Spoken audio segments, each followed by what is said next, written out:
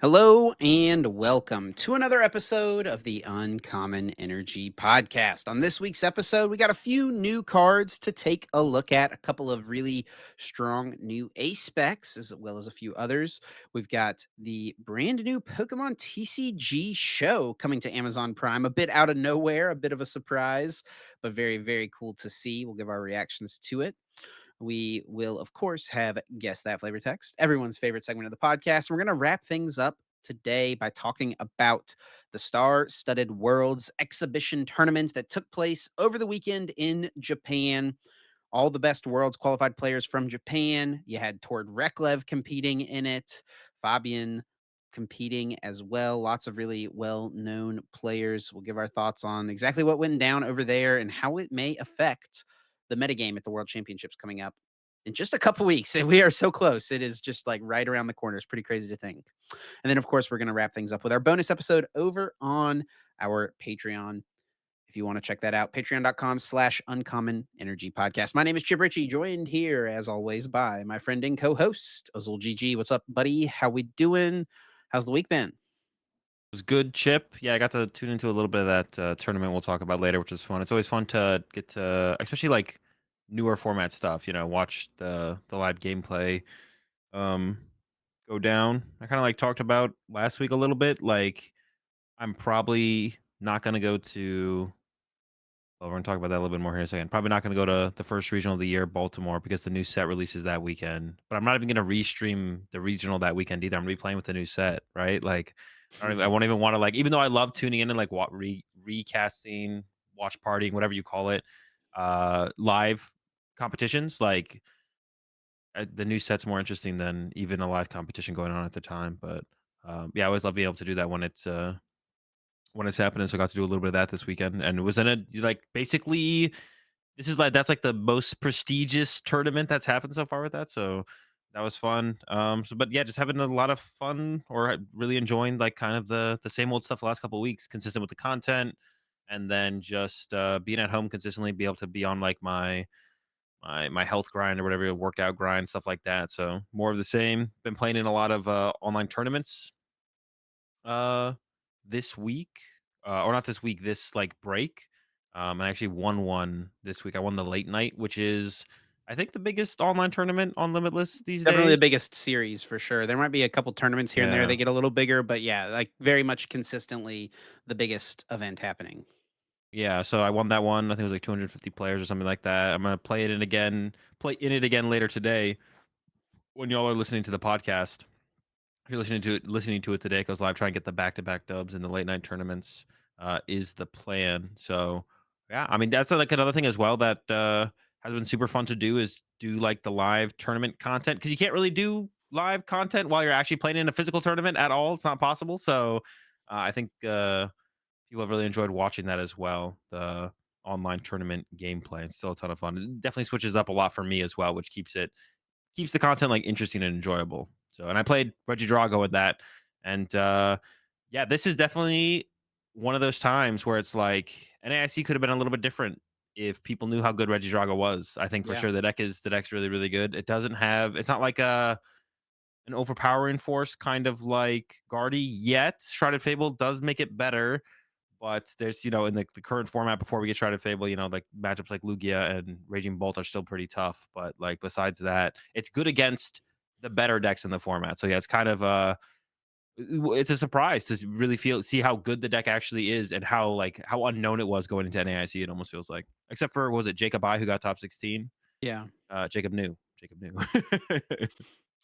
Yeah, pretty cool, honestly. It makes me kind of sad that we didn't see more tournaments after Yeah. NAIC. It would have been cool to see kind of how the meta developed and like this deck, you know, it's become so popular and so strong in online events. I've seen lots of people posting, cups and challenge wins with this deck or like top cuts and all that stuff.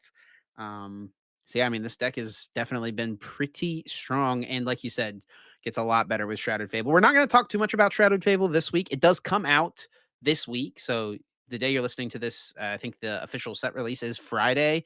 It should be live on TCG live on Thursday, right? Yep. Um, Azul, I'm sure will be streaming. We'll Hmm. both be playing decks and trying to see what is fun from the new set. Doesn't seem like it's going to be like any massive new archetypes, I think, coming out. It seems like Yeah. the poison crew, the Royal Three, or what are they? The Loyal Loyal Three. 3, yeah. Yeah, they're seeming like it's gonna be maybe a little bit of a flop. The Kingdra is kinda interesting. I think that probably has a little bit more potential, but yeah, more than likely, it's just gonna be a couple of new cards splashed into existing decks, but Yeah, for sure. And we'll talk about that more in the future. I guess one of the things I'm like kind of like how much like the thing is that's kind of weird is Japan didn't really have any major tournaments at all in the Shrouded Fable format, right? they did not, It no. was just all gym battles or whatever. So like and that's I think that's one thing that pushes formats along and metas along is major tournaments. Like if major tournaments don't happen, it's less likely the meta like concretely changes and develops. We Mhm, did see it like post NAIC and like post major tournaments. There is like a little bit. There's like build up to the major tournament happens, post major tournament adjustment, and then after that, it's a lot harder for a meta to actually change and shift until like the next major tournament or the lead up to the next major tournament.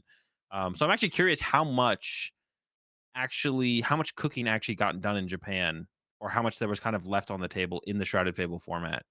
Now I guess we'll at Worlds we'll see some of it come out, right? For sure. But it definitely, yeah, I didn't really, like, I kind of like, I was like, well, yeah, you're right. The Okie Dokie deck, didn't really pop up in Japan. But how much was there really to showcase from what they mhm. played in Japan? There really wasn't that much, right? So it could be a little bit more out there to work with than we know as of right now. Yeah, for sure. Well, before we get into the bulk of this week's episode, there are a couple of announcements that we want to go over and cover. Not really things that make their own topic, but definitely things we want to make sure people are aware of. And the first, and probably the biggest thing for a lot of listeners here, is going to be that Baltimore Regionals registration is going live tonight on July the 31st, 7 p.m. Eastern Time, the day that you're listening to this podcast. If you're listening to it the day it came out, at least.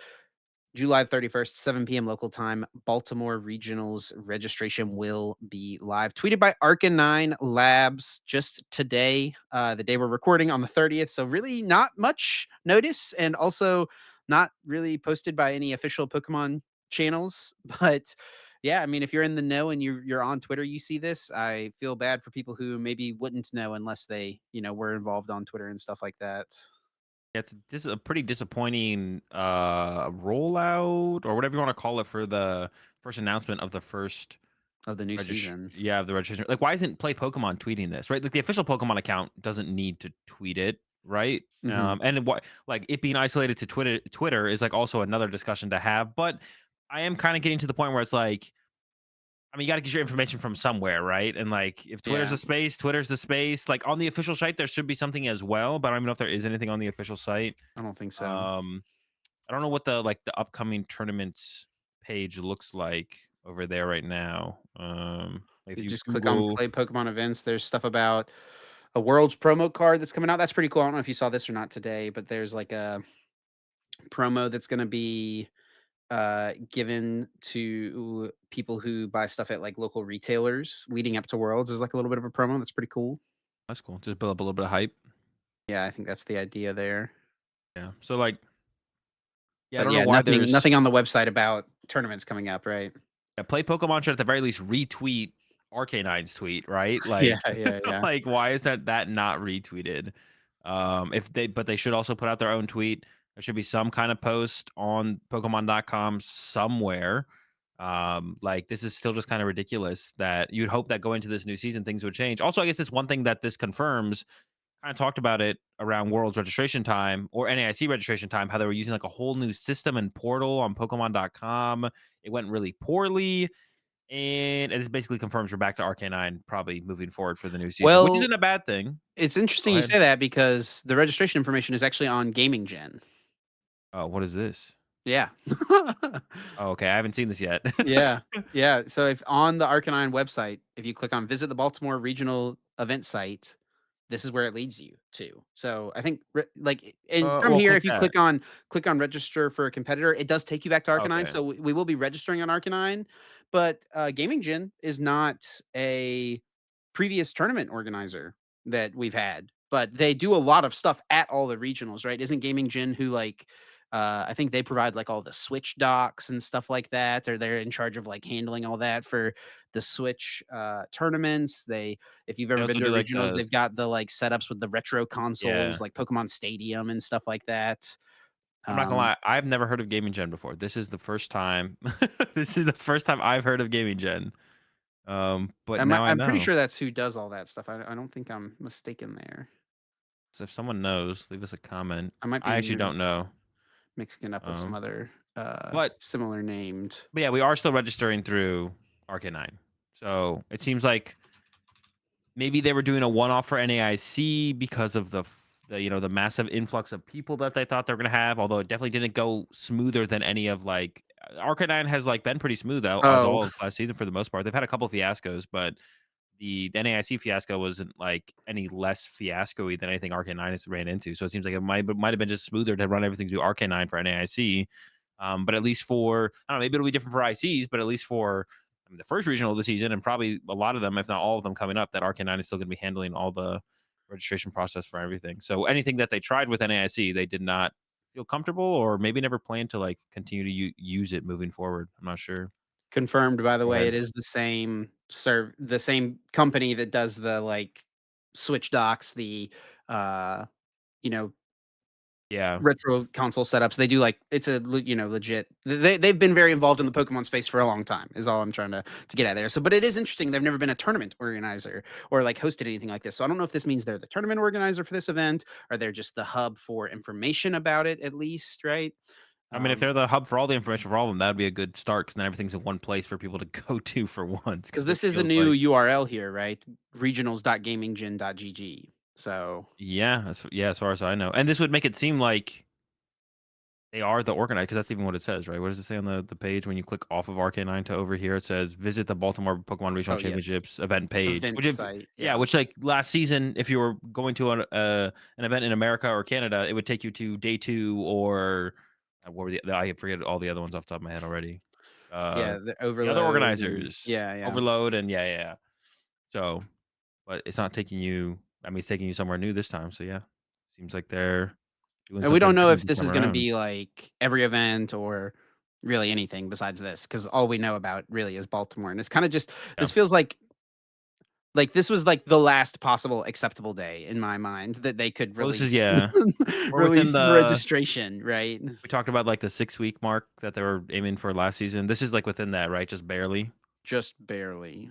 Yeah. Wait, did we make a August guess on 2nd. this? August 2nd. I think it was what I said. I think I said August 2nd would be the And last I said acceptable day. during Worlds. I said the week of You did, Worlds. yeah. But, yeah, but we're not giving a lot of time for the information to get out there and people to see it, right? So this still feels like an L overall, not an improvement. If anything, worse. No, it wasn't worse than first event last year. It wasn't worse than the last time we went to Baltimore, which wasn't last season, but the season before. Like it doesn't feel like an improvement on communication and information. And I mean, it's within a reasonable time frame, but the tweet of when it's going to be going live to be able to register is happening the night before you're able to Yeah, register. So yeah. this feels like an L. It's an L for Pokemon. I think on this initial season registration, we'll see how the rest of the season goes. But why do we need to open every season? Like they run a first event every season at the beginning of every season. Why is it like this? It doesn't make any sense. I don't get it. I feel like this kind of stuff is so much different than running an event for the first time or something. They do this every year where they have a first event of every year. Like it's I feel like at some point it should get better instead of it feeling like it's kind of in between. Sometimes it's better, sometimes it's worse. I don't know. One thing Maybe we that should is be on cool, I mean, this definitely is a little bit of an Jetchery. L, right? But something that is a bit of a dub would be that juniors and seniors is actually a bit cheaper Yeah. than masters. So that's kind of been an argument and a gripe, I think, for this is not something that gets talked about that much because, a lot of people who are commenting on things online are mostly TCG Masters players. Yep. That's mostly what we talk about as well. Registration has been around the 65 to $70 mark for the last year and a half or so. So I don't think anyone's surprised to see it's just straight up $70. But something that I think is a good thing is that seniors and juniors, $40, much more manageable. It's like less of a barrier to entry, right? And I Mhm. think one of the biggest arguments for it is like they play less tournament than masters. Well, They're getting less for their money, in the past, at least. Maybe that will yeah. change this year. That's a Yeah. fair point, that's a fair point. I'm Numbers still are getting up fine. there.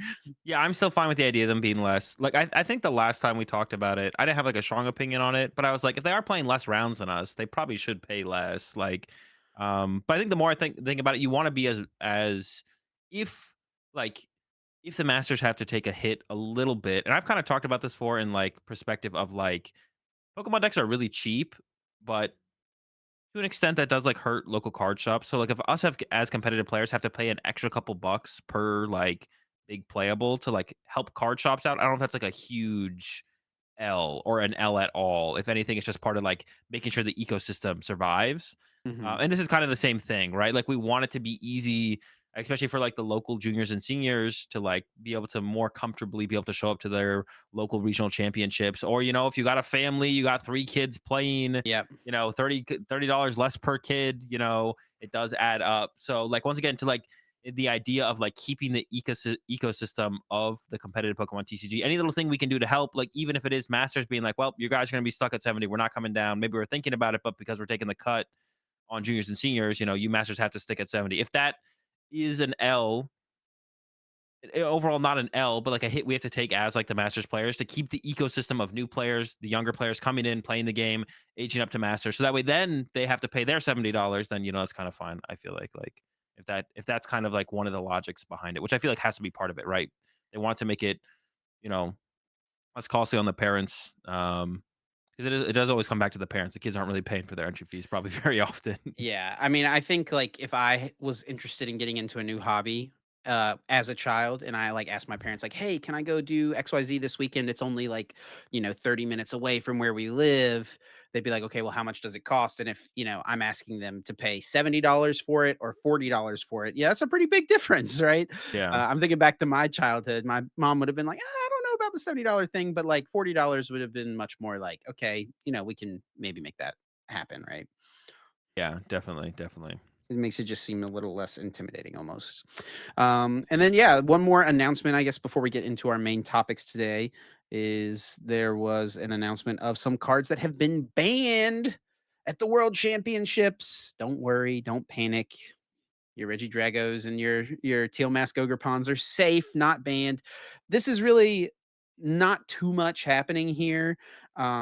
Something that's pretty common, I think, year after year, where they just kind of ban these like random obscure promos that are super difficult to get in certain regions. Like I know in the past, the like special delivery Bidoof and Pikachu were banned at past world championships. There was the like a Grookey on the ball or Pikachu on the ball promos that were banned at the London Worlds. Do you remember those cards? Yeah. Um, like in this instance, Pikachu with the gray felt hat is banned. These are cards that are not overall going to be played in any decks anyway, but they just kind of have this blanket idea of like super inaccessible cards. We don't want to be legal at the World Championships just because, we're having people come from all over the world. Not everyone has the same opportunity to get their hands on these cards. But there is one card on here I think that is definitely standing out, and it's one that I think you were kind of excited for from the new set is that Pecharunt promo. Yeah, so what does it do again? Is if your poison's active as poison, it increases the damage to 50, I believe, or 50 more 60, damage. 60, I 60 think. more? Or 50, yeah, Sheesh. 50 more, Yeah, 50 yeah, more. Yeah, 50 yeah. more, 50 more. You place 50 more. So, like, you could do some cheesy turn 1 poison donking, with the card, which is kinda cool. And I guess and the reason I believe that they are banning it is for this one specifically, because this one's an ETB promo, is because of the ETB delay in the product line, I think, is, Yeah. like, the It reason for banning the it's coming Petra. in 2 products. It's coming in the Elite Trainer boxes, and then there's also the 3-pack blister of it as well. Because there's, like, the full art one that comes in the ETB, and then there's, like, a regular version of it that comes in the blister pack. Um, And this but is yeah. only for the World Championships that these cards are banned as well. Yes, yes. Everything will be standard legal post Worlds or any other event you attend that's not Worlds. Which is actually kind of funny. I didn't really like fully look at this list earlier. I just knew about the Petron because that's like the big one that everyone's talking about. Yeah. I own everything besides the felt hat on this list. I own the Sprigatito, the Fuecoco, the Quaxley, and the Oddish. I Yeah? have those. Yeah.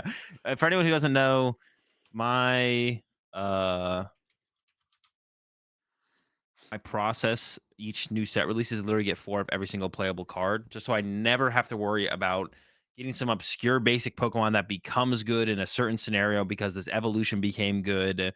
Like the amount of like 5 or 6 times last season, or yeah, 5 or 6 times last season, I had to like go on TCG Player and order some stupid promo or some stupid promo or some stupid basic Pokemon That because was an like 10 evolution came cents out. or something like Yeah, that. and it's like I'm just done doing this. I'm just gonna get all the cards ahead of time, lock them in. So I have all those cards. I won't be able to play my worlds. I probably didn't plan to anyways. None of their evolutions are very good, but that's like my process for competitive cards now. But yeah, the Petron was the only one that had any potential, but even then, it probably wasn't going to see play. So it's not like a huge hit to like the potential metagame at the World Championships. It is kind of unfortunate for the Petron specifically not being playable, but probably won't actually affect like what could have been at the World Championships. It's really interesting that the Sprigatito, Fuecoco, and Quaxley are banned because they're the original first 3 promo cards that came out for Scarlet and Violet base set. So it's been a Yeah, couple years, but it makes me wonder if like the product that those promos came out in, maybe it just wasn't widely distributed yeah. globally. Maybe it was only distributed in like North America or Europe or something like that. And so they want to limit that accessibility problem, which is pretty interesting that they're like on top of it for that reason. Um, it's interesting because like if they're worried about accessibility, Paradise Resort is not banned at the World Championships, right? That's a standard legal card that is, very difficult to get your hands on. I guess the Yeah. idea everyone who's going to Worlds will get one, right, in their competitor kit, if they want As to a play it, card but is a card being bad, but all these cards are yeah, I mean, bad. Pikachu with the gray felt hat, dude, come on now. Like, none of these cards are good. So, yeah, that is kinda weird. Like, I feel like that is being there's a little bit of, I don't know, I guess, like, based on their statement, like, a little bit of hypocrisy towards it, a little bit. Like, why is the World's promo not banned if we're banning all these other cards due to accessibility? I am glad that they answered it pretty quickly, though, at least the Pecharunt, situation, right? Because this is kind of an answer to the Pecharunt situation. And maybe that's what kind of made them bring light to these other cards as well. They were like, "Ooh, this card could be okay. We have the ETB delay in the product line. Should we just ban this card at Worlds?" And they were like, "Yes." And they're like, "Well, okay." And then maybe someone was like, "Okay, but if we do that, what other cards does this apply to?" And then they kind of Mhm. like went through a list of cards, and they were like, "Okay, these also fit that qualification." Maybe they just didn't think about the Worlds promo, but also I feel like it's one of those things where they don't want to do that, so they're just not going to do it. More so than anything, they don't want to put the Worlds promo on their ban list. Maybe that'd be like them admitting that they messed up with Tropical Beach. If they ban the promo now, they don't want to admit that. But yeah, now we know, and I like that. This is a good sign, though. I think overall they're willing to Well, this isn't step anything in. new, like, this exact thing has happened every year for the last, like, 2 Worlds, I think. What else have they banned? This Oh, guy. you just mentioned it, yeah. The on the ball Grookey. Yeah, sure. Well, the Petrons, I feel like it's a little bit of a unique situation, right? Because it's like a new card coming out. Yeah. I'm more so speaking to like the Well, Petrons than anything. do you remember the drama around the Tapu Lele promo card at Worlds 2017? Well, that was a question of is the card legal, right? And it was announced before Worlds it was not legal. Yeah. But then But then at a senior Worlds, played it in their deck because it's been out in yeah, Japan for months. It never came out in America, right? yep. And they let him play with it in day one. They're like, They well, did. finish out the tournament, but you have to swap it out going into day two. I'm Yep. pretty sure was what happened there. But that's like a different issue, right? I feel like they should have been addressed more broadly Yeah. before the I tournament. feel But that's like what it I'm would be saying. handled differently today than it Yeah, was back in 2017. yeah. But that's what I'm saying. It's like a positive that we're seeing them how they tackled this Petron situation pretty aggressively and directly, right? They're just like, nope, it's banned. Sorry for all you, I don't know, poison donk deck enjoyers. Good luck next year at Worlds. Bring your Petron deck then. It'll be interesting. Maybe they ban it next year too. I don't know. Who knows? They just keep him Like, think banned. about all the random obscure promos that have been good over the years in the history of the game. Like, there's that Plasma Landorus, the Reggie Gigas promo back in like 2010 that no one had Yeah, access to. I got my hands on Um, some of those. I played those in my Regigigas deck. I know which one yeah, you're talking yeah. about. Drag off. Like, I wonder uh, if something similar came up in the future, like if they're just gonna, remove those things. And I guess the sign is yes, because they're doing it with the Petron tier. So it's Yeah, pretty yeah. interesting. All right. Well, 24 minutes in, let's get into the main bulk of the episode, our actual first real topic this week. And that is just a couple of new cards that came out. Not too many new cards, but some pretty dang good ones, if you ask me. So shout outs to Twan. Lay over on Twitter as always for the translations. And let's kick things off with the Cherish Carrier here. We got two A specs to look at, a few Pokemon, another item card here. So let's start with this Cherish Carrier, an A spec item card. Search your deck for any number of basic Pokemon and put them onto your bench. Then shuffle your deck. Get the whole squad. And we got Area Zero coming out, the stadium that increases your bench to 8 if you have a Terra Pokemon in play. So you could theoretically get 7 Pokemon with this. Actually, I guess You can get 8. Oh, no, you you do could. have to have a Terra Pokemon in play. Yeah, yeah. Well, no, but it could be your active, right? It doesn't have to be the It could bench. be your active. Yep, So good we could point. get 8 and get the whole squad. So this is a little bit weird of a card because if you don't get it turn 1, maybe turn 2, theoretically you have Pokemon in play because hopefully you're playing the game at that point, and then it's like starts to lose value pretty drastically. But in decks with like Arven and Irida, that increases your odds of finding this turn 1 by a lot. And then you could even combo it with something like an evolution deck, Arven for this plus TM Evo. Fill your bench with Pokemon, evolve some of them, stuff like that. So a little bit more of a niche A spec, but I think it Mhm. will lead to some interesting ways decks can kind of handle setup through like putting a lot of emphasis on this card with that. To me, this almost feels like it'll be best in some like crazy turbo deck where turn one you want to go get Squawkabilly and Greninja, right? And Yeah, then like fly through your deck. that is what I mentioned. I feel like this card is like waiting for a big basic deck. Like it almost wants to be played in a Miraidon that Yeah. doesn't have Miraidon, and you get Squawkabilly, your attackers, and then if you did it with combo it with Arven, Arven gets 4 Seal Stone. You put that on one of your V Pokemon, and Yep. you use Squawkabilly, and then set up from there. But it's like Miraidon already does that for you, so why would you want to waste your A spec on that? There's got to be And something else that then can use that similarly, though. Roaring Moon, but that's the thing. You have to if you're not playing Arven, then Yeah, how you do you can't ever play find this Sada. consistently? Like, yeah. Right? Like, you can't play Sada in the Moon deck. So I think it is waiting. Yeah, like some big basic deck could definitely utilize this, I think, in that way for sure. Maybe like the Palkia Area Zero deck would play Maybe this some sort of future fill their box bench. or something like that. Yeah. Also, I mentioned this, like this card would be insanely powerful in Ancient Box. If you could turn one and get out 4 Moon and your Greninja with one item card, but the deck doesn't Can't play find it. Arven, Yeah, yeah. can't find it. You just can't find this card. So, but yeah, you would love that as Ancient Box. If you could just put down 4 Moon and your Greninja off the rip and just go, like that would be sick. But yeah, you have no way to consistently find the card. I don't know. We've got Terra Orb, an item card. Search your deck for a Terra Pokemon, reveal it, and put it into your hand. Then shuffle your deck. This feels unnecessary. This card does feel pretty good. We have Ultra Ball. I don't know why they need like let them suffer like the rest of us and force them to discard 2 cards. Now, Um, there have this like iteration of a ball search card that only gets like a specific thing has like very much existed plenty of times throughout the game, right? We've had yeah, dive ball, we've had team plasma ball, and like level some of them have ball. been really good and some of them have been basically worthless, right? It's basically really dependent on how good the card is you're going to get. But like if you think back to team plasma days, Team Plasma Ball popped up sometimes, right? One of maybe, but most of the time they're still just rocking with 4 Ultra Ball, and that was enough. Yeah, maybe a little bit different back then. But I think if you think more recently to like some of the decks that utilized more power, more efficient Pokemon search cards, they felt insanely powerful. Like Mew 3 with 4 Cherish Ball, it just felt absurd. Malamar with Mysterious Treasure just felt absurd.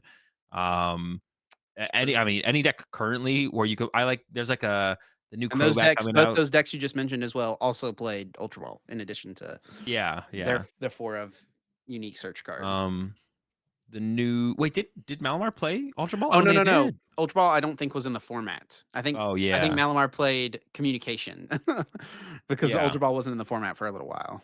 There's like a new like I don't like playing feather ball in the current format. Like playing level ball feels ridiculous. Whenever you can play a deck that synergizes super well with level ball, it just feels like you're cheating.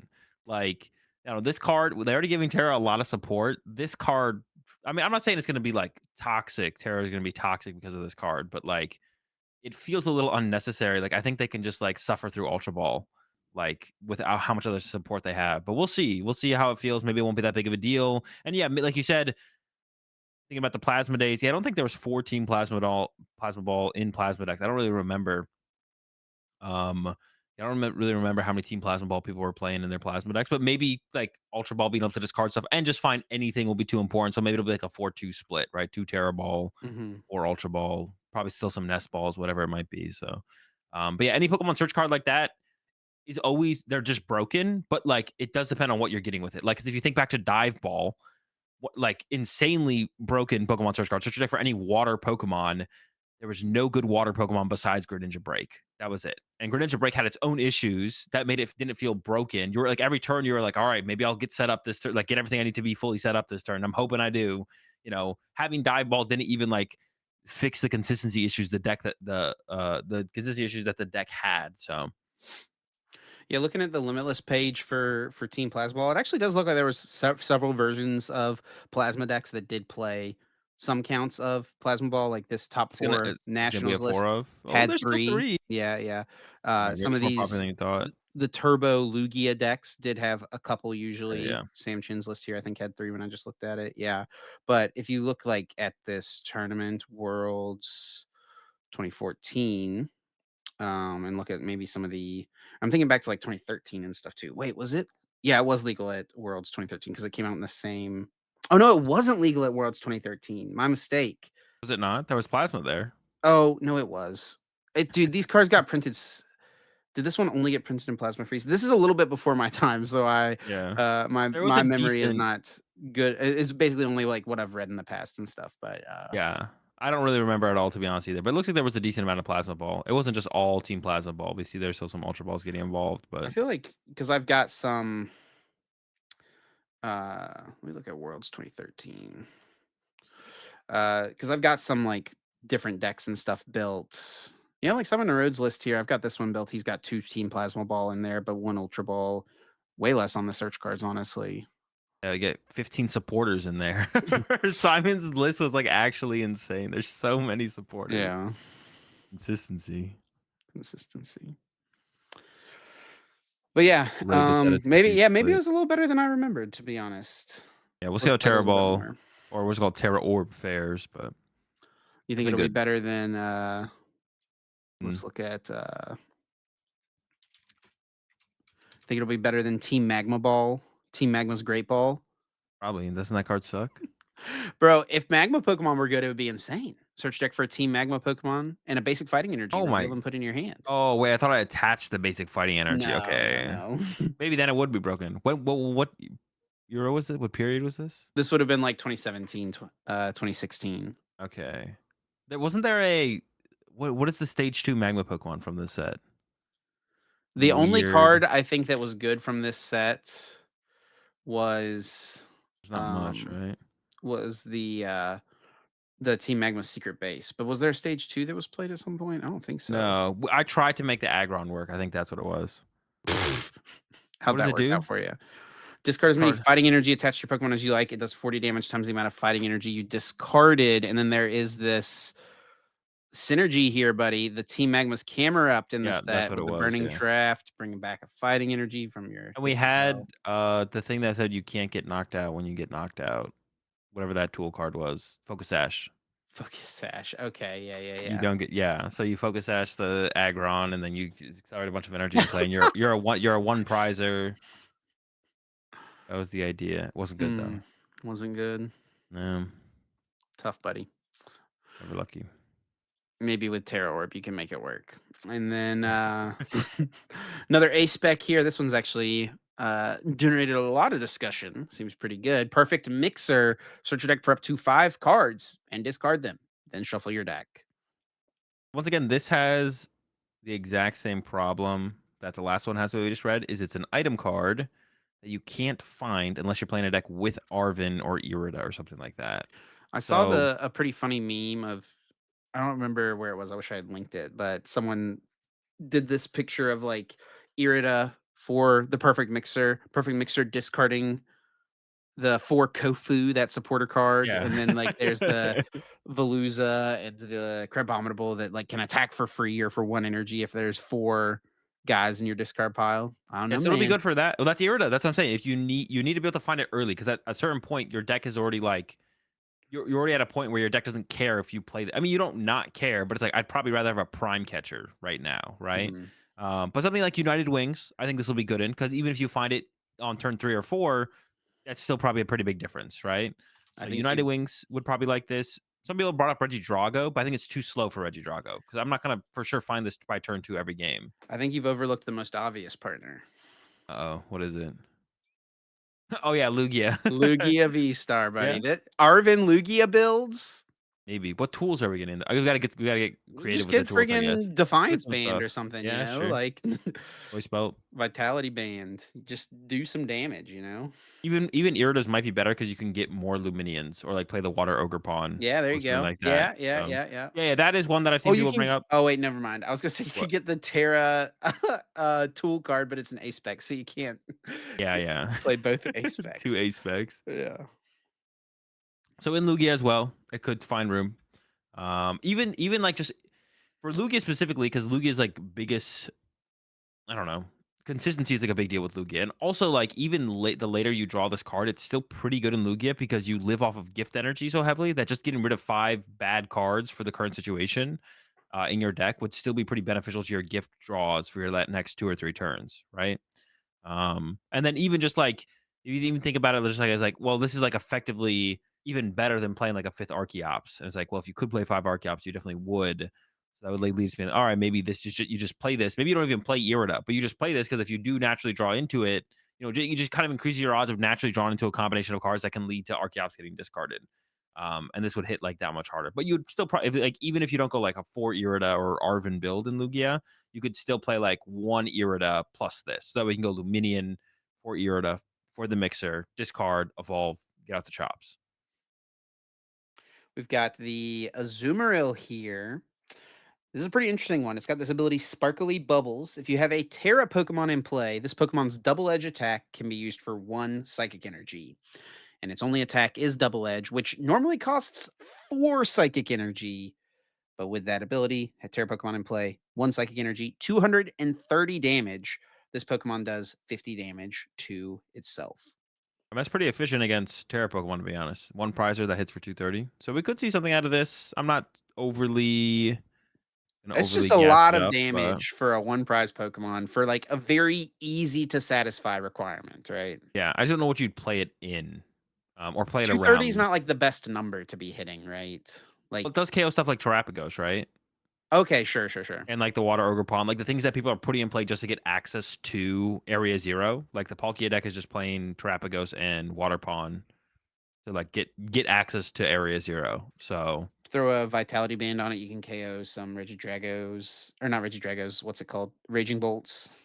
yep, yep. I mean, you could KO some Regidragos. Yeah, that's Regidrago true. V because Yeah, Ogrepon yeah. is a Terra Pokemon. Hey, all right, maybe I'm coming around on this a little bit. Put a Legacy energy on there. No, dude, it's if you have a Terra Pokemon in play. Oh, what the heck? Yeah, if I thought it was if you your have a Terra opponent. Pokemon in play. Okay, this has completely changed how I feel This about this card feels card. pretty good to me. I don't know. What are we putting in play? Uh, Whatever, dude. Any Yeah, but then we any have some Terra two prize. Pokemon. Then we have some two prize Pokemon in play, just chilling. Yeah, there could be it could be one of the like evolutions, right? Like something with a little bit more HP. We can't do it turn one. We got to get a bunch of stage ones turn two, but Is there I any don't like know. support Terra? Is there any Pokemon that's like a I support mean, Terra Ogre Pokemon? Pond, Teal Mask, Ogre Pond. Eh, not good enough. All right, Yeah. I literally thought it was if your opponent. You even read it right now, and I still just assumed I was just like on that. When I read it for the No, first time, that's what I read too. Like I don't even. if you have a Terra, like it's insanely easy to satisfy the requirements to do Yeah, 230 no, for it one is. It energy. is. Yeah. Okay, maybe it's a little bit better than I thought then. I just don't know what Terra Pokemon we're gonna combo it with because we really don't just want like some two prizer hanging out on our bench to just like get chased down turn after turn after turn. So Yeah. it needs like some, yeah. Figure it out right now. Let's go to PK. Good old PKMing cards, advanced search, Terra. Search with these options. Here we go, buddy. We got Oh yeah, dude. You forget like all these random like oh the Dragapult for fighting Terra one. Pokemon. The fighting one would maybe be able to protect itself enough on the bench. Yeah, yeah. Oh, wait, the giraffe rig? For That one Rigoraph. may whatever, yeah. Maybe that one. Yeah. What else do There's we a got lot of here? Terra guys. Ice Cube, Oh, Frostlass. It can't Greedent. Frostlass can't be KO'd. Or if it is KO'd, we get It's to flip only a one coin, right? prize, but it's a stage one. It's Oh, not only as one easy. It's prize. I thought it was no prizes. not a basic. We gotta get a basic out there. We could do a stage one. No, okay, 'cause I guess then if they KO it, we have to like get another one. So it's probably fighting Ogre Pond to be honest, because it has the most protection. Yeah, potentially. Yeah. That's Well, the way I would or lean anyways. Dedenne, it's a psychic Pokemon. We got a good theme here, a good psychic 170 theme. HP. And then we just got to make sure we're loading up energies on this guy after when our Dedennes get KO'd. Yeah, we're gonna go bench. We're gonna like punch a Lugia at V-Star for 230. Then they're like, all right, boss your Dedenne. And then we're gonna bench another Dedenne. And they're gonna punch us. And they're just gonna boss another Dedenne. Like never actually KO a single Azumarill. And Azumarill. then I think the last one here is the Eevee. Oh, this actually could be it. Sylveon Eevee. That's it. Sure. Because when you Evolved. yeah, when you evolve. So the ability here, Boost Evolution, is this Pokemon is in the active spot. It can evolve even during your first turn or on the turn you play it. Yeah. So this will combo with the Sylveon. I think we talked about the Sylveon last week. I'm pretty sure. We did, yeah. At some point we Um, did. and any other evolution as well. It doesn't have to be Sylveon, but apparently all the other evolutions kind of stink. So like Sylveon will be like the go-to, which isn't too great. It's got that first attack for a psychic and two colors to do 160, and then the opponent's active or defending Pokemon deals 100 less damage. But that's one of those situations, unlike the Gudra V Star, where if they switch out their active, they remove the damage reduction. And the second attack is probably what you want to be utilizing as often as you can, but you can't every turn. For the Water Lightning Psychic, choose two of your opponent's bench Pokemon and shuffle them into their deck. But if any of your Pokemon uses this attack during your last turn, this attack can't be used. So you can't chain it. You can't just turn after turn after turn shuffle stuff back to the deck. Well, that sounds kind of broken. Seems That would pretty definitely be good, pretty yeah. good. Pretty toxic. You got to take a turn off. So it'll be interesting to see if they come out with other if they come out with a bunch of evolution EXs or just other evolutions that are good. Then like an Eevee box, a Terra Eevee box deck would definitely be good. The biggest thing though is that you can like use. You have to have a Terra Pokemon in play, but if you have a Terra Pokemon in play, you can use the whistle or the trumpet, the glass trumpet, accelerate energy to your Eevee, put your Eevee into the active, and then evolve it in the same turn. So you can accelerate energy to it and evolve it in the same turn. Kind of stuff like that was always a little too gimmicky where it's like I need to get like imagine you needed to electric generator to some basic lightning Pokemon before you evolved it. Like it's just too much. It's like having to draw combo cards in the right order Yeah. specifically like just doesn't make for a good consistent strategy generally in the game, right? Yeah, I mean, you don't have to, but it gives you the ability to, which I think is the important part. Hmm. Like you can go from no EV in play to an evolution in play on the next turn. Yeah. All We'll right. see what Well, other evolutions they come out with. I think it's going to be the big question. that is all the new cards. Shout outs to Twan for the translations as always. And next up, new topic. A little bit of a out of nowhere announcement today coming from Variety of all places, not even from like official Pokemon channels or anything like that. Variety got the exclusive here. Pokemon is hitting the road in a yellow Pikachu bus with the Trainer Tour, a new series that interviews and showcases mega fans across the country. This series will be available to stream worldwide on Prime Video and the Roku channel on July 31st, which is, of course, today, the day that this podcast comes out.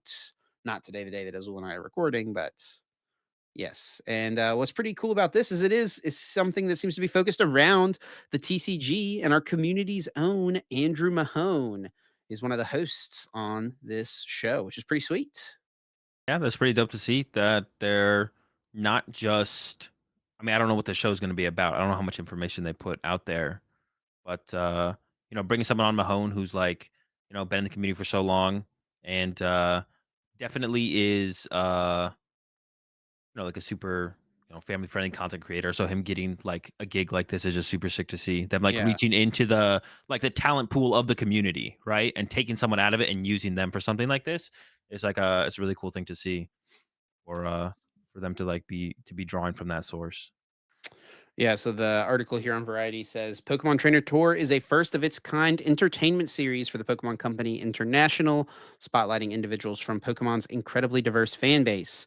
While the trainers recount their own unique life experiences in each episode, they all share a love for the Pokemon brand and Pokemon TCG.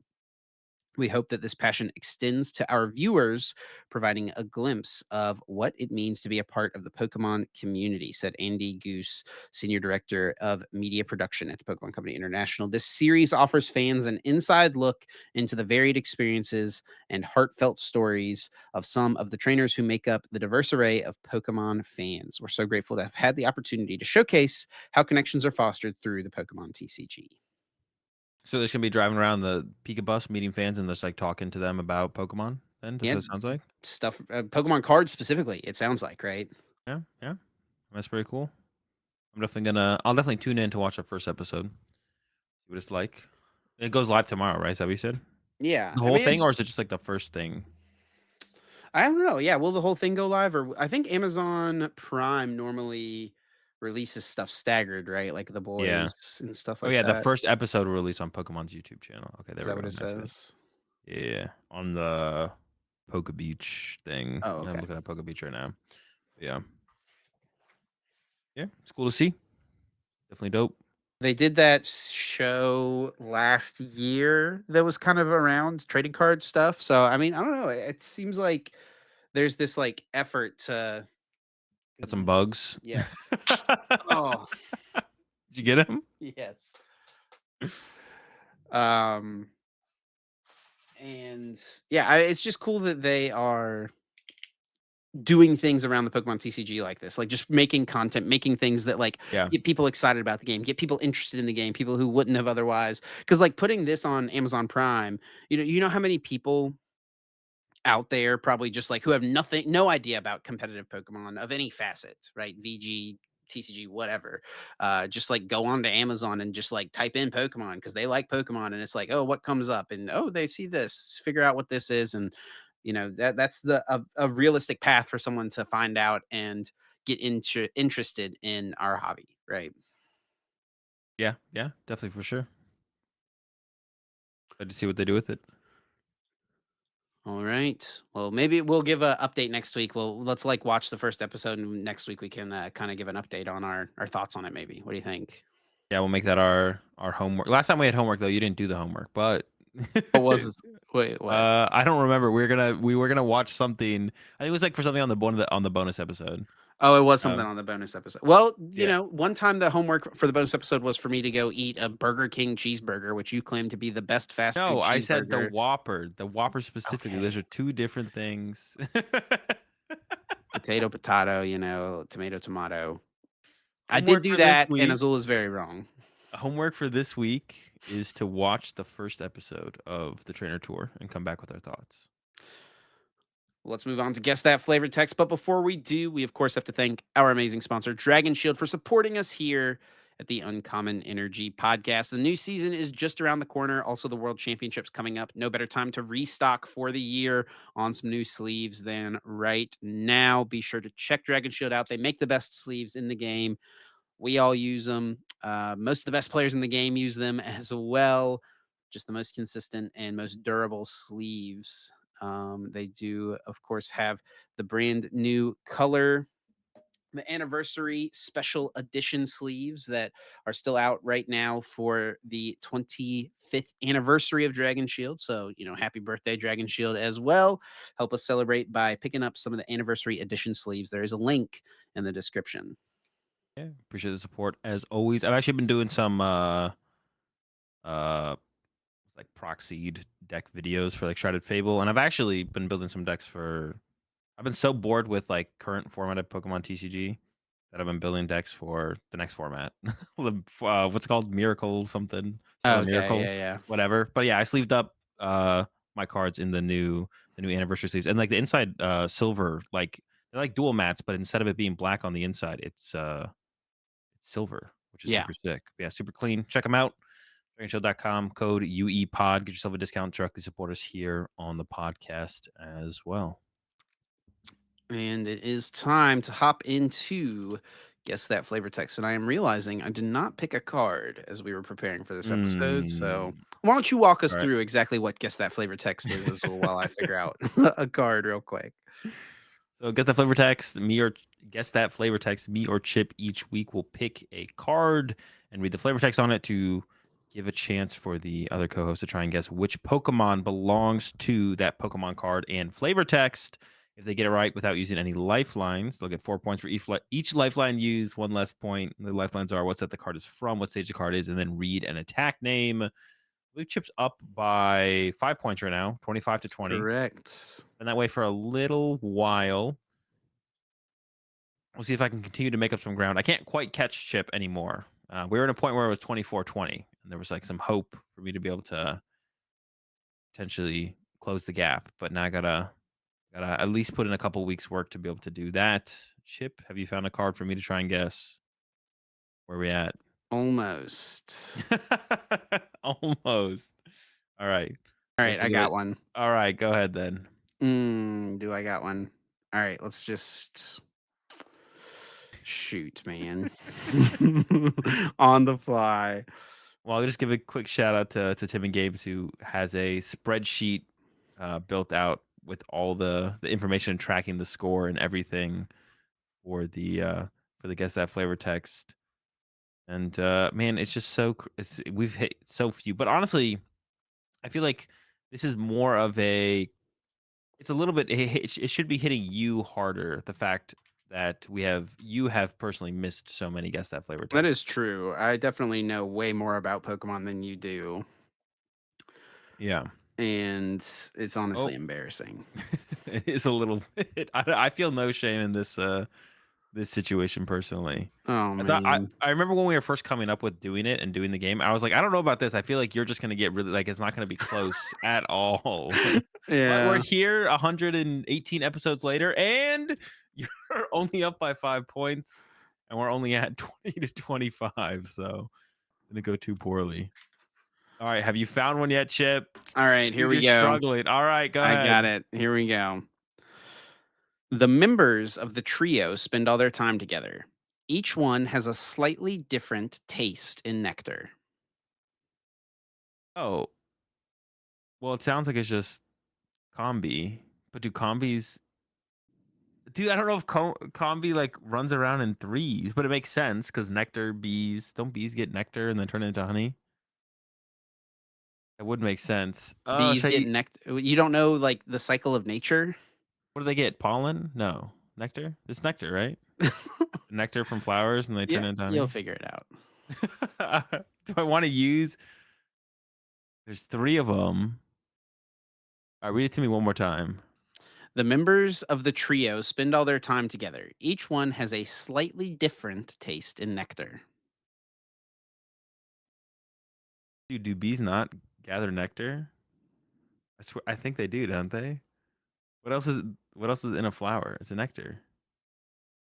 I'm just gonna lock in Ah! Yeah, sure, lock in No combi. help, no Or no lifelines help, at we're going all. combi.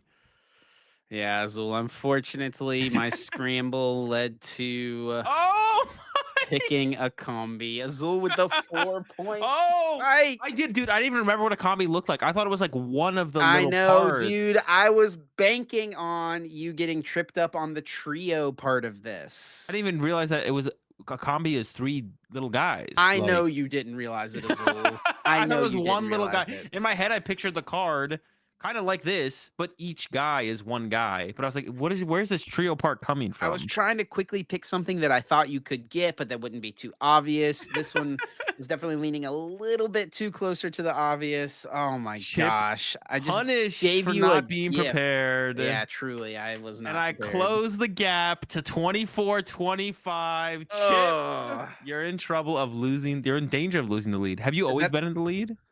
no? No, I was the initial lead holder. But then since then, no, I brought it back. Yeah, Have yeah, you I'm ever looking at it gotten right here. 4 points before?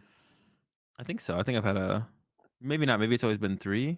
I don't think you've ever gotten 4 points before.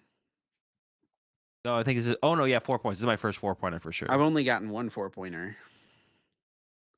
Yeah, indeedy.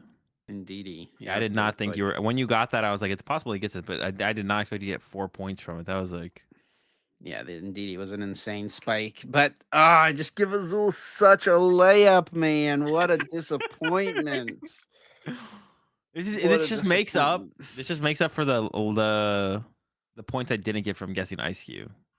Like that should have been a 4 pointer as well. Yeah, dude, but This is then like just I've got the points that I didn't get for guessing the what's it called? The one mm. where I guessed Wizcat, or I guessed the little guy Wizcash, and it was actually Wizcash. I didn't ask what stage it was.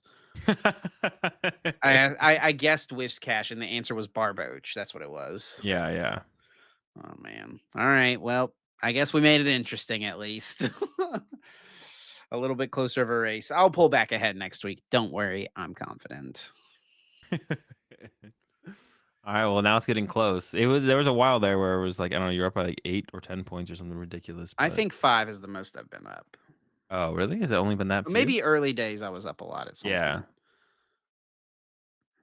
12 to yeah, 16 to 10, 21 to 15, 19 to 11. I think those are some of the biggest. Yeah, 19 to 11, 8 point differential. It's probably one of the largest ones. 21 to 11 at some point. Yeah, 10 point ahead. All right, Azul. We got one more topic here this week to cover, and it was around an event that happened over in Japan this weekend. Now, I don't know all the details here, but from what I gathered, basically, it's like some sort of grassroots event that happened featuring that the only people who could participate in this tournament, it happened in person over in Japan. The only people who could participate in the event were people who had qualified for the world championships. And this tweet was the first I saw of it, was Jake Gearhart saying the mega training camp tournament in Japan is starting now, unofficial tournament in the same format as the world championships. Shrouded Fable, best of 3 TPCI rules. Anyone qualified for Worlds was eligible to participate. And you can still watch the full tournament over on YouTube. It was broadcast over there. And yeah, you can still check it all out. yeah, yeah. So that's what I tuned into over the weekend. I actually finished watching the rest of it today as we're recording this. I watched like the first couple Swiss rounds, like first five Swiss rounds. It was 6 Swiss rounds into a top 8. And as far as like the players there, like Tord was there. I believe Fabian was there as well. And then there was a lot of notable Japanese players there. Uh, Shintaro. Kato and Daichi and oh, the name is like escaping me right now. Takuya. Uya, And that's Yoshi. Takuya, right? Yeah, Takuya was there. Yeah. Yeah. Then Yoshiyuki was there as well. And yeah, they were just playing a tournament in the world's format, and they were playing it with like format rules as well. Usually in Japan, they play I don't, best of one, and Yeah. then They no had toured possible on 3 winner. times. Yeah. Well, putting Jeez. him on the first round kind of makes sense, right? You got toward there, probably put him on camera, and then I guess it just made sense for This is him um, versus Daichi right here, right? yeah, yeah, and this is like I believe the winning in for top 8. We didn't see Daichi play in top 8 at all, but I assume was on the other side of the bracket and lost at some point. So yeah, you watched all of this tournament. I didn't really watch much of it. We've talked about the results a little bit. I saw a couple things on Twitter, but yeah, what are kind of, I guess, first off, before we talk about like what actually happened at this event, let's talk about like the idea of this event in the first place, right? If you're someone who's competing at Worlds, obviously this is like a really good opportunity to get some good practice, right? Tr- Try out your idea, see how it stands up against the other best in the world, right? But you should be able to figure a lot of those things out with just kind of your own testing a lot of times. Is there ever for an event like this, like I mean, Tord, for example, here rolled up, chose to play Gardevoir. Do you think like he would choose to play Gardevoir at an event like this publicly before Worlds and then still come to Worlds and play Gardevoir? Are players actually playing the deck they're considering for Worlds at this event? Yeah, I think so. Like if you have like 3 top like let's say you're like, all right, just speak to maybe the 3 best like after this tournament, it looks like maybe the 3 best decks are like a Gardevoir, Lugia, Regidrago. If you're like considering all those still heading into the World Championships, just picking one that you want to get some more prep with in like a tournament setting and just playing it seems fine. Like if you have like a super secret tech, that's something different, right? But you even saying that right there, you seeing Tord show up with Gardevoir, does that make you like think at all anymore about whether or not Tord is or isn't going to play Gardevoir? Not really. It's like, well, he could play Gardevoir, but if he also didn't, it wouldn't surprise me, right? Like, it's there's no real read to pick up on here. They could play the decks that they brought to this tournament, But if someone or they had could not. something like, think about back at NAIC, Sander had the secret Mewtwo V Union deck. I think if any of Like if these someone had something players secret like that, they're not would not play it here. No, I think if Tord has a Mewtwo V Union deck, he's not bringing it to this tournament. No, right. I think if any of these players, although all right, so I said that I think one player maybe did mess up and show a little bit too much, and that's Yoshi.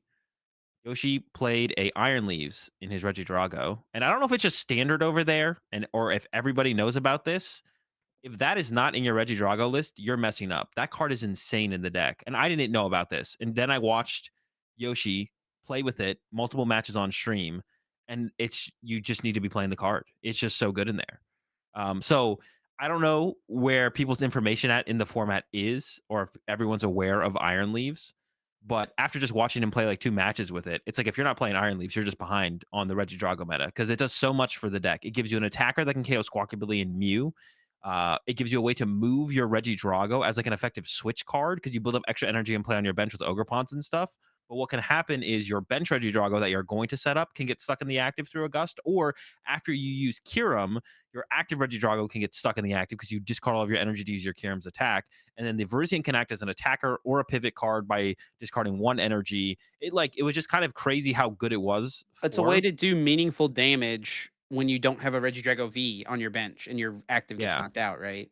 Yeah. I mean, you can use Ogre Pawn for that as well, but just like the But that you have to, like, have more energy in play, you have exactly. to, So, like, like, energy it switch them brings all your over. energy together. Yeah, it Yeah. brings all your energy together to utilize off your Ogre Pawns. I was actually super impressed by that card. But then one thing I thought about while I was watching that, I was like, "Oh, this is really good. Like, I'm 100% putting this in my Regidrago deck when I build one for the next format and start playing with it on PTCG Live later this week." It's like, does everyone know about this card? Because no one else was playing it in their lists. And I was like, "Is this something Yoshi should not have played?" And I was like, "I think as from where I'm sitting with the information I have, I don't think he should have played it at this tournament. I think he So should have it's kept it's it." definitely something people like. Maybe if everyone in Japan knows about the card and it's like a Sure. known tech over there, and he just like know everyone he tests with, or like groups adjacent to him that he like knows about, everyone knows it's a card and everyone just chose not to play it because no one else played it. That's like the big thing that stood out to me. It seems broken in the deck. No one else played it. So it's like maybe it's not as broken as I think it is. There's 2 things that could be going on. It's like maybe it's not as broken as I think about it is. And Yoshi knows that everyone else knows about it, and that other people aren't playing it because they don't think it's as good. So then it's like, okay, then maybe there's no reason for Yoshi to have not brought it. But if no one knew about it, and then Yoshi's bringing light to it, and it is as broken as it seems in there, which is not like a huge game changing card. It's not like adding Kirim to the deck. It's not that good. Kirim's obviously the big boost that Regidrago's getting. Um, but that's what, like for the information I have and what I know about the format, and I haven't seen anyone else talk about Iron Leaves or mention it at all this whole time. I would think it was a mistake from where I'm sitting that he played the Iron Leaves at this tournament. So, but I mean, that definitely opens up the possibility that someone does have something that they wouldn't have brought to this tournament, right? Oh, no, I think there definitely is some things that people probably have that they didn't bring to this tournament, Yeah. for I mean, sure. yeah, I think, But like, I would have put Iron Leaves on that list. one of the biggest advantages you can give yourself in the Pokemon TCG is whenever you play a card your opponent does not expect, right?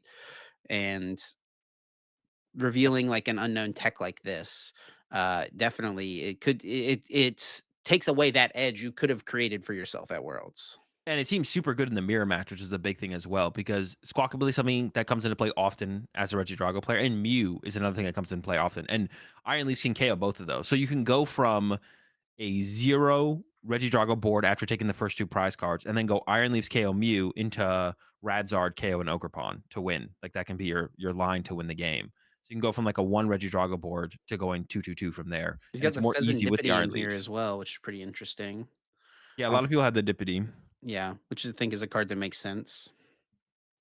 The Dippity was in most of the Regidrago builds. There was one build that had like 2 Mew in it, which was interesting because it is like a card that gets like heavily targeted in a lot of matchups. So having just like a second one to either have him play immediately or just like, if you draw into a nest ball, all of a sudden you can just go get your second Mew is kind of cool.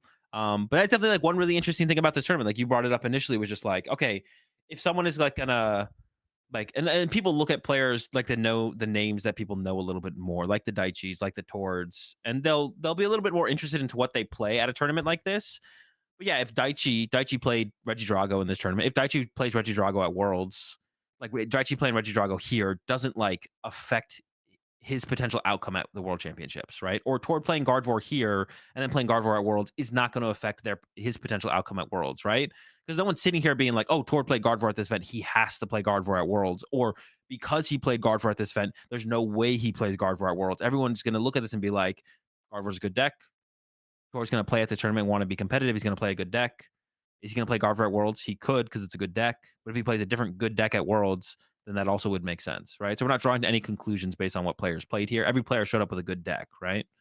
Um, yeah, the only thing that stood out to me was and Yoshi's list besides that was very interesting as well.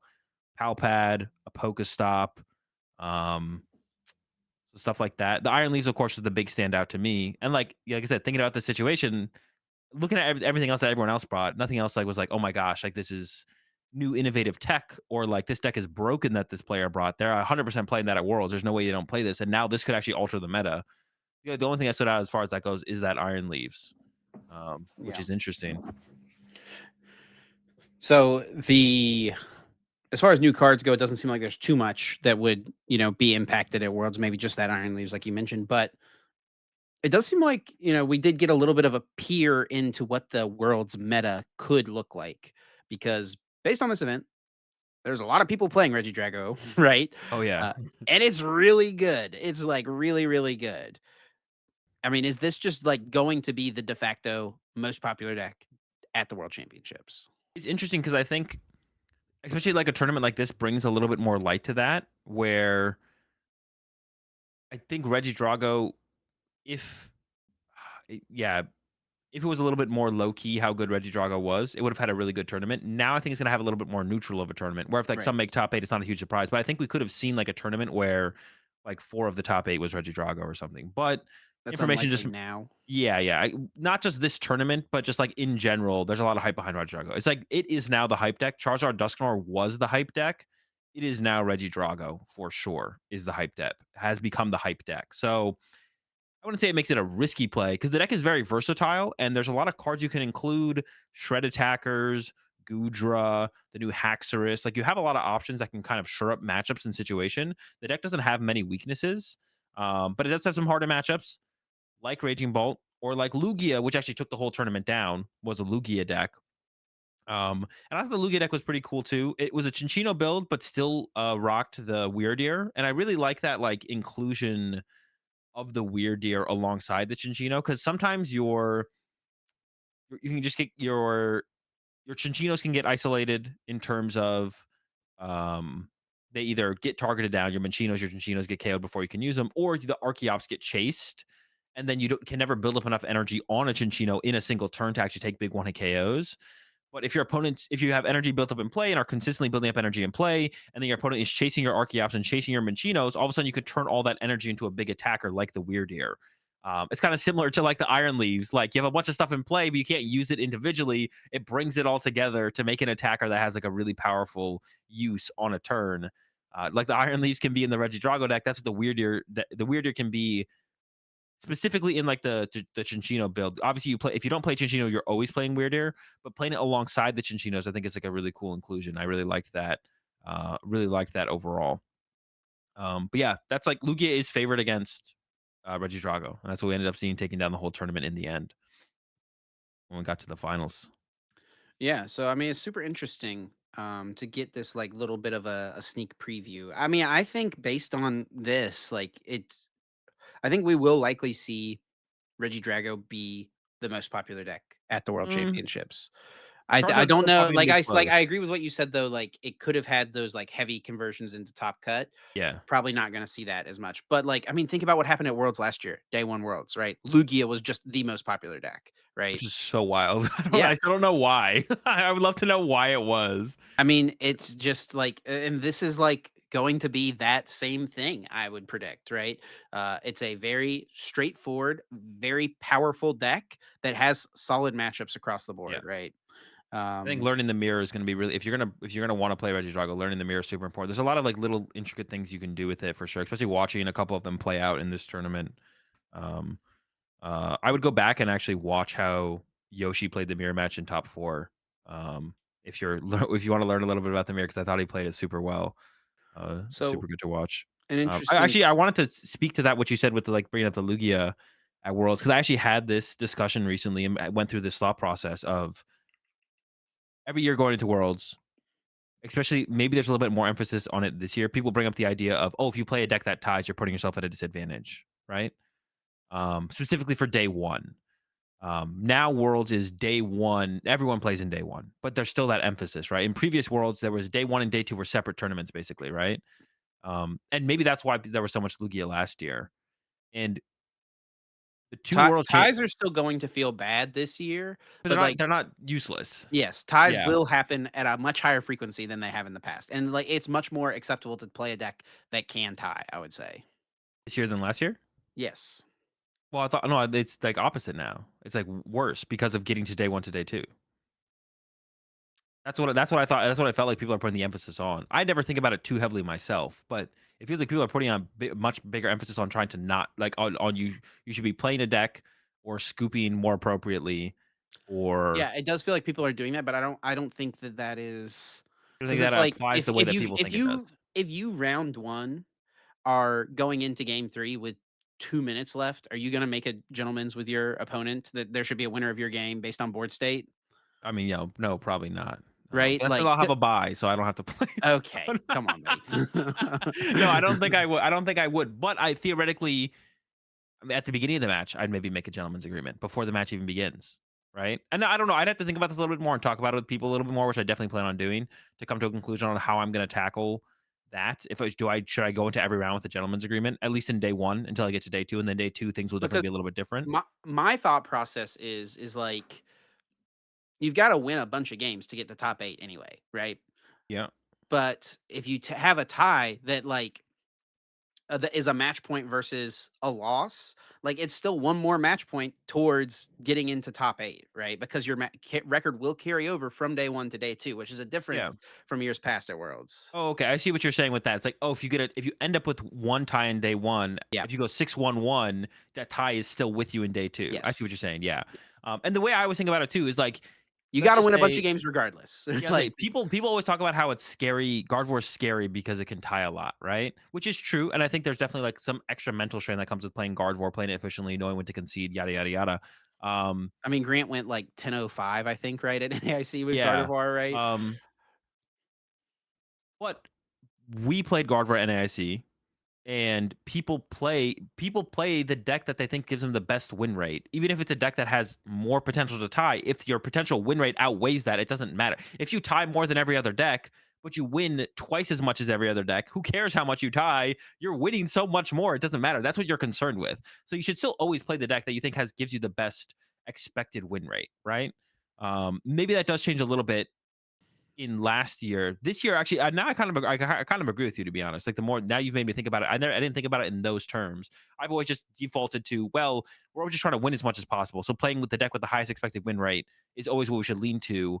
And even ever thinking about the potential of like the tie rate being higher than other decks, if our loss rate is lower, who cares, right? We're losing less games.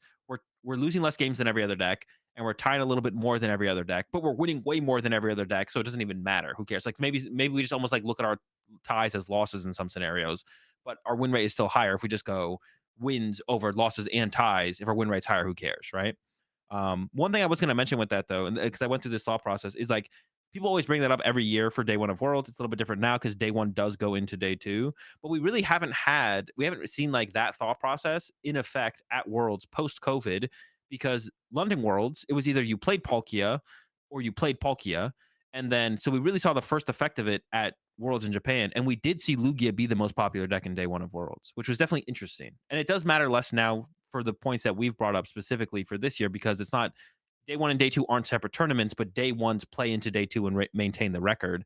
But we did kind of see that, I feel like, for the first time in Japan, where the landscape of the game has changed a lot post COVID, but London Worlds was like unique because it was a tier S meta of Palkia, right? Yeah. So it was like you couldn't play a different deck. It's like, oh, Palkia might tie the most, but it's so much better than every other deck, you can't not play it.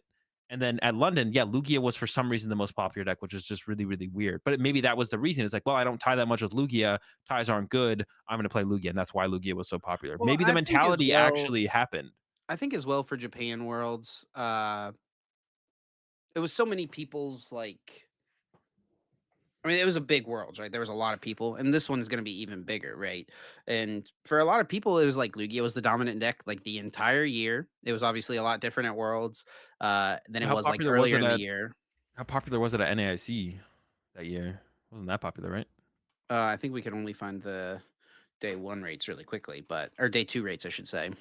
Yeah. Um, but it was like okay, so, like, that was the 2023 season was the season of Broken Lugia, right? But, rotation happened at the beginning of the, like, in April or whatever, right? So, like, Lugia Sure. was not as strong, but a lot of people who got to Worlds, who got their Worlds invite had been playing a lot of Lugia. They have that in their mind about the tying thing, right? And Lugia seemed like okay into what the meta was going to be as well, I feel like. Um, and Yeah. so all those things and it being like a strong, straightforward, consistent, like straightforward to play deck. I think all these things combined to just make it be as popular as it was. Yeah, sure. Yeah, I mean, I think when I look at it, like, I think the tie rate thing did take effect. I think people were like, "Oh, I don't wanna play a deck that ties in day 1 of Worlds," and we are truly seeing the first world championship post-COVID where that mentality could be in effect at day 1 of Worlds, and then we actually saw it happen. I never, like, really thought about it in the moment, but it was kind of more of, like, reflecting on it recently. I was like, "Oh, I think we saw that happen." Because pre-COVID, I don't know, the landscape of the competition was just different, and people said that every year, but I don't think it really affected, like, the outcome of the meta at all, um, for sure. And then day 2 of Worlds is obviously, like, a little bit different, and me being the most popular deck was definitely a big surprise, but, I mean, I guess, like, yeah, a lot of people ended up on the same thought process. But yeah, I thought that was interesting when you brought that up. I thought I would talk about that because I thought it was interesting, and we'll see how it affects this year, right? We'll see what people choose to bring. But now, what everyone's playing in day 1, what everyone brings to day 1, they are playing in day 2. So Yes. it'll definitely be interesting. But yeah, Reggie Drago overall, it was definitely the most popular deck. It looked like at this tournament, if not most popular, it was most successful because it was on stream a lot. Yeah. I Um, mean, and it has been the deck with the hype behind it, regardless of this yeah, tournament, right? Like people are playing in online events in the current format. It's no secret that it gets a big boost with the Curum in the next set, right? Like it makes total sense. That card is super good. Um, that can kind of speak to something I talked about earlier, right? Was just like maybe the loyal 3 deck's not that bad. Like how underdeveloped is the Shrouded Fable format? It's probably like not like Japan had it, and I'm people have been prepping for Worlds. I guess not underdeveloped. It's underdeveloped in terms of like we haven't had major like the points in a format that matter are major tournaments. So we can't really like there's no point in this format of the Shrouded Fable where we can be like, okay, this is what happened because everything is happening. Like there's all these players around us testing for Worlds in all the regions, but there's no moment of players coming together to compete for something and like showcase the format. So it's like we'll see that development at the World Championships. Um, but you know what I'm I excited think there for? might be just like a lot like undiscovered here in this format, and it's going to be once again like a one tournament format because it'll You be know what I'm Worlds and excited then for the next couple weeks? ours will be Baltimore. Go ahead, S sorry. the new set comes out Thursday, right? There's gonna start Yeah, being online tournaments. 1000% someone's secret deck is gonna get leaked in one of these tournaments, or someone's gonna, like, have their same idea, play it, and it's like yeah. it just blows the lid off, right? You remember that, it was in Nationals 2016? Everyone had this, the Dark Dragons deck, the Giratina Darkrai deck is like that's what the play was gonna be for Nationals, but the week before US Nationals was the Origins special event, and it took, like, 6 out of the 8 top 8 spots, and it, like Oh, I do think I remember this. Yeah, yeah, yeah, yeah. It was like and then because back then discussion was not on Twitter, it was on Facebook in Burbank yeah, City, the yeah, Facebook group. Everyone was like, "Oh, dude, they like, this was our secret deck." This was every group yeah. had every testing group had this like Darkrai Regidrago or Darkrai Giratina deck that ended up like placing really well at this tournament beforehand. I wonder if there's going to be anything like that that kind of pops up in the time leading up. Or will World's competitors keep things under wraps, like not reveal their secret things in these online events leading up to the tournament? Yeah, yeah, that's true. We'll see. I think I mean, if you have something and you see something, you shouldn't say anything, Yeah. for sure. It's funny that you mentioned that though, because I teched for the deck because of the hype behind it. Now that you brought it up, I remember I Yeah. played a Marowak. Yeah, yeah, yeah, yeah. I played Maxie's Gallade, Yep, yep. Maxie's Gallade, Vespiquen, Zebstrika, and I played a Marowak. I forget what the Marowak did. It shut off the It energy made it off. so that you could still attach special energy if you got Yeah, hit by, Chaos Giratina. Wheel. Yeah. Yeah, and I up against a Darkrai Tina. And like game one, I donked him or something. Like it was a really fast game. And then game two, they get the turn two Tina or whatever. And I go Maxie's Marowak and then knock out their Tina. They probably weren't pumped. They were not. It was so yeah, you made me remember that I text for that deck. I remember that completely now. Yeah, the origins leading up was like the secret deck. It still got, I believe, I forget who got top 8. I think someone still got top Liam 8 or top Williams? 4 with it. Yeah, Liam Williams still got like top 8 or top 4 with the deck. Um, I remember. Yeah. Yeah. And But if yeah. you didn't if you're not familiar with the cards we're talking about, you're probably so confused, but But yeah, yeah, I mean, the biggest thing is to just not say anything. Like online tournament results, as they shouldn't be, are not really taken that seriously. Um, there's definitely some stuff that it's good to look at them and try and get as much information you can by like deciphering what's going on and like if there's anything worth picking up here. But like overall, they don't like the validity of them is just like not super high, right? so someone shouldn't be scared to play their secret tech in an online tournament to get some good testing in. I wouldn't do that. If you got something really, if you have a Verizian Reggie Drago situation, I wouldn't play the card. But if someone else plays it, it doesn't mean everyone knows about your tech. Yeah, If don't you go see someone else play complaining it, on Twitter that your secret tech got leaked or something, right? yeah. The thing is, someone else has already come up with what you came up with. There's almost never a situation where it's like a unique situation and no one else has thought of what you thought of. Like I bring up the Yoshi situation, but I bet someone else has thought of Iron Leaves in Reggie Drago, and maybe it's even playing it in the current format. But it depends how publicized it is for it to matter or not, and how much value you can gain from it from playing it in a tournament, um, over it being out there and everyone knowing about it. So um, don't bring extra attention to it if you don't have to. Real quick to end us off, Azul. Shrouded Fable becomes legal this week on TCG Live. Next week we'll spend a lot of time talking about it. It'll be kind of our probably our biggest Worlds meta predictor episode. We will have an episode the week of Worlds, but it will be a travel week and stuff like that for a lot of people.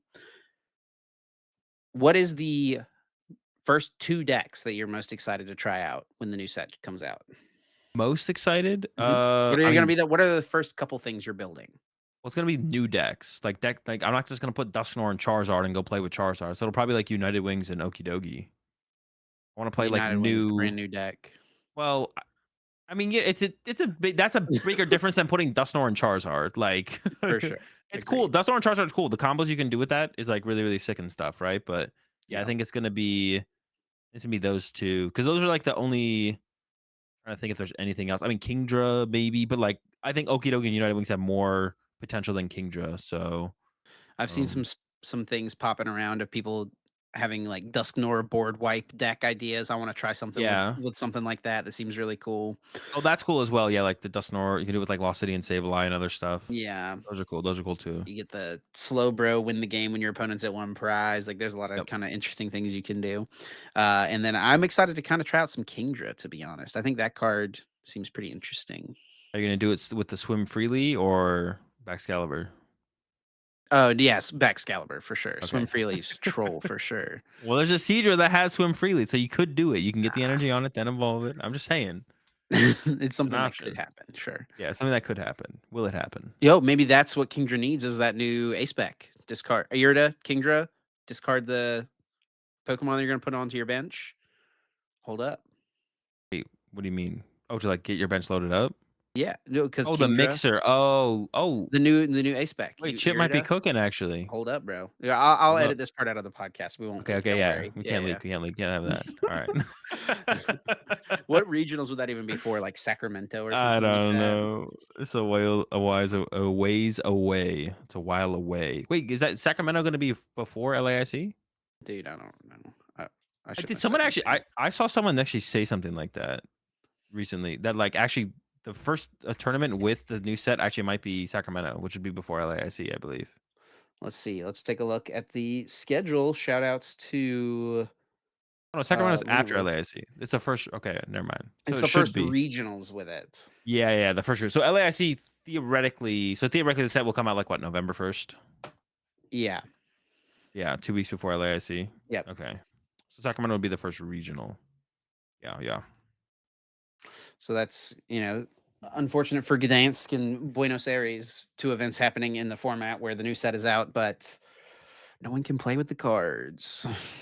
Yeah. See, I was even thinking about, oh, I guess I'm not gonna go to Gdansk then for sure. I was thinking about like going to Lille and then just staying in Europe and then going to Gdansk. That's a But 2-week vacation there, buddy.